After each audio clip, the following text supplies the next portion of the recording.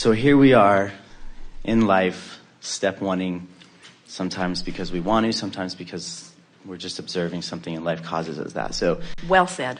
Then step two happens and, Source answers. And let's not downplay that. Yeah, that's well, knowing that is the most beautiful part about it, because that makes step three all the more possible, which I've heard Abraham speak before. One of the reasons we're here, physically focused, is to master the law of allowing. So you figured something out really good while you were having lunch. Who did you eat with? What you are saying, it's really important. Your understanding of the laws of the universe and your understanding of how the whole cycle works, your understanding that step two is an important and viable step and it is happening, your trust, faith, belief, knowing of that, then step three is possible. So step three is being all right in the advanced version, in the vibrational version. In other words, I know so well how it all works. I know the vibration of things that even before, now here it is, even before I see the physical evidence, my knowledge that step two has happened, even before I feel the emotional evidence. In other words, I don't yet know what's going to happen. I don't yet feel good. I don't yet feel happy about it. But my knowledge that step one, step two, step three, I've done step one, they've done step two. Now, shouldn't that make step three just a slam dunk every time? Absolutely. We think that is an important key. Yeah. And so the cruise in Alaska in the last 10 days is where I got it. I got that. And so I've been coming from a place of feeling good because life has caused me in that moment to desire something. And that platform that I reached is such an amazing feeling that I know that's going to take me to other platforms as well. And so the physical manifestation has become less important to me than feeling good in the moment, right then and there. And so I have really, really absorbed that and really, really been having fun with that. But step back a little bit and hear the contradiction in what you said, because if you are appreciating the fact that there is a process that works, and if you are appreciating the contrast which is given birth, so you're appreciating the desire itself, and then you're appreciating the laws of the universe and the answers of step two, and you are appreciating your knowledge of all of that. In all of that awareness, you do feel good. In other words, there's no absence. You said, if I know that, then I don't need to feel good. In other words, that makes you feel good. That's what feeling good is. Feeling good is thinking the thought that causes no separation. Right. Well, I was saying I don't need the physical manifestation of that to feel good. And why don't you need the physical manifestation? Because what you're focusing upon feels good. Because I already got it. You're focusing upon the fact that you desire it. You're focusing upon the fact that it is a for sure thing. You're focusing on the fact that the laws work. You're focusing upon the fact that the law of attraction is after it. You're focused upon the fact that the source energy part of you is answering it. Once you have conceived it, it is done. And therefore you can relax and release all control.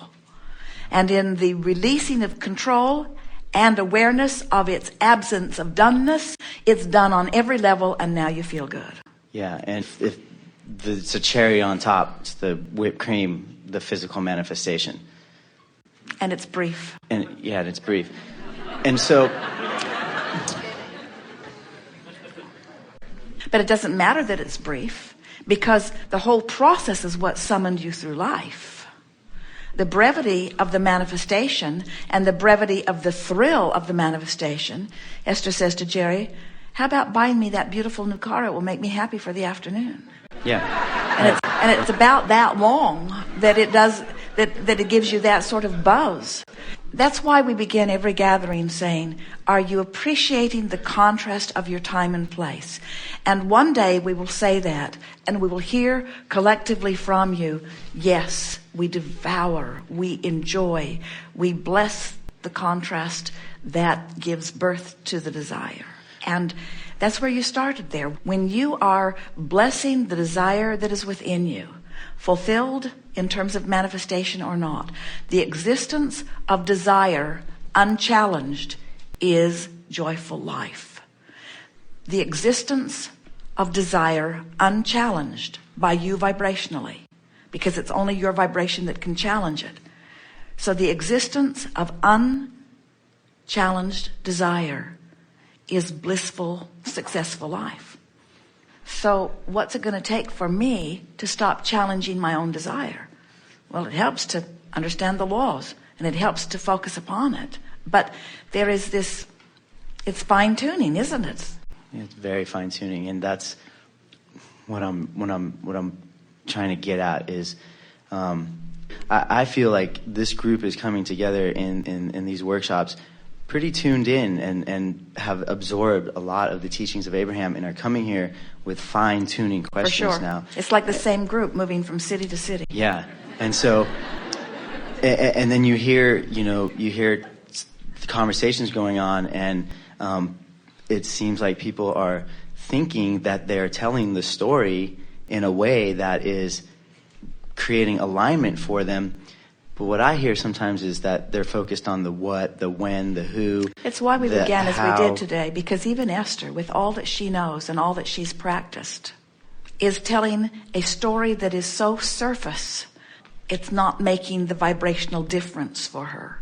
In other words, we teased you all about putting a happy face sticker on your empty gas gauge, just so that you don't feel troubled about seeing your empty tank. But it only works for a little while. When you run out of gas, you've run out of gas. So let's back up just a little bit. So you're here in this physical body for a reason. You get that? And it's natural, it's right, it's natural that you would want to create things of a physical nature, yes? And any desire that is born out of your awareness of life is a desire that not only is a good desire, it is a desire that can and should be manifest. In other words, there is nothing that this life could inspire a desire within you about that this life cannot produce the manifestation of. So having heard that, that's the same thing as saying there is nothing that you cannot be or do or have. All things are possible. Having heard that, do you believe, from what you've been hearing from us before and especially today, do you believe that the living of your life is for the being, having, and doing of experiences and things? In other words, are those manifestations that you have set as goals, are those quests and desires, is the accomplishing of them the reason you exist? So they are a directional pointer. They are a reason to flow, but they are not the end result. They are not the motivation for life. They are not the reason. What are they? Why would a goal, why would a desire be born within you if it is not your job to achieve it? Let's ponder it just a little bit. Why would life cause you to want something if we come full circle and we say the having of it isn't what the game's about? Sort of feels weird, doesn't it? So I don't have it, and then I want it, but my getting it won't make me happy. My not having it sure doesn't make me happy. And in my unhappiness at not having it, I want it, but then my getting it doesn't make me happy. Sort of what you were talking about, feeling some measure of satisfaction in the desire. So now stay with us. This is worth taking the time. So I don't have it. Others have it. I want it, I think, because I'm not happy in not having it, whether it's a thing or a relationship or money or clarity or bodily conditions. I want it. I want it. I want it, and I'm not happy in not having it. I want it. I want it. And so then I do what it takes. Maybe I blunder into it. Maybe I do it deliberately. I line up, and it manifests, and now I've got it. And now I've also got new contrast, which causes new wanting. So the accomplishing of the desire at best is a temporary buzz, because then there's more contrast that will always cause another and another and another and another. And yet, logically, I know that if contrast causes me to want, and I'm able to line up with it and stop the resistance of it and begin moving in the direction of it, that there is a fun ride somewhere in there. But when I get there, it's not the big thrill that I thought it would be. The absence of it set me up for an expectation of a thrill in having it that is unnatural.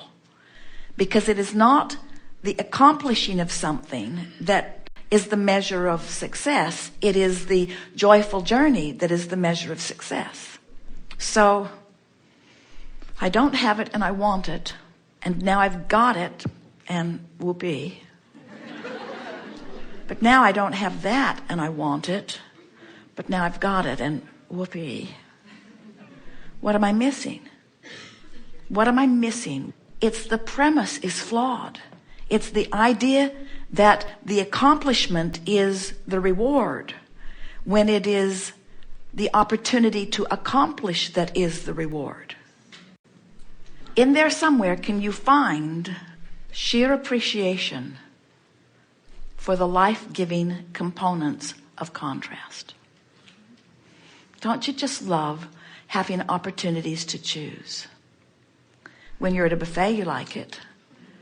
When you're in the clothing store, you like it. When you are at the cookie counter, you like it. When you feel free to choose, isn't the variety from which you make your choices delicious?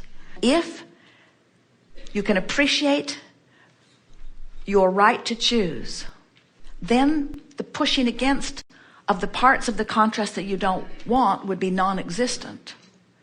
And in the pushing away the parts of it that you don't want, if that's non-existent, then in the contrast your desire is pure. And in the pure desire there is fast movement and satisfying movement, and then the outcome becomes irrelevant. It becomes unnecessary for it to be important because you've already cleaned it up in your appreciation of the contrast. And so going into that, I was hoping that you would give us some terminology, some vernacular, some conversation that we would have with ourselves that would lean towards that instead of leaning towards, even when you think you are leaning towards that, it seems like you catch yourself leaning towards the, where is it? When is it going to get here? Who's going to bring it? You know, I've left a lot of that behind. I really feel that I'm talking about things more so that I feel good in that moment. And so I talk about why I want what I want. And I just wanted some fine tuning. Well, you see, when you talk about what you want and why you want it, you remove contradictory energy from it, because in the why there are no missing factors that cause you to activate any vibration of resistance. Right. You're really onto something here. You sat down and you wanted us to find a way of helping you be more allowing about the contrast itself. And we think that that is such a brilliant observation, because when you are observing contrast, some of it not wanted, but you have an attitude, this is contrast for me to pick from. Nothing is being asserted into my experience, and I'm not being forced into one part of it or another. This is contrast or variety from which I get to choose. From where I stand, what would I most select? There's total freedom in that. And in that total freedom, there's absence of bondage and absence of disempowerment and absence of resistance.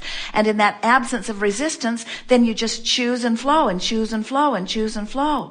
In other words, that would be the perfect way to move through life experience. So now, as we sort of come full circle in this teaching, some of you, not all of you, but some of you are ready to now step back into that attitude that you had the day you were born that says, I am good and I am choosing, and it is right that what I will choose will come to me easily. And if you could wipe the slate of negative expectation from your mind and believe that because you have chosen, the universe is giving it to you, because the universe is, your expectations would clear up, your vibration would clear up, And it would be as wonderful as saying, I choose that, I choose that, I choose that.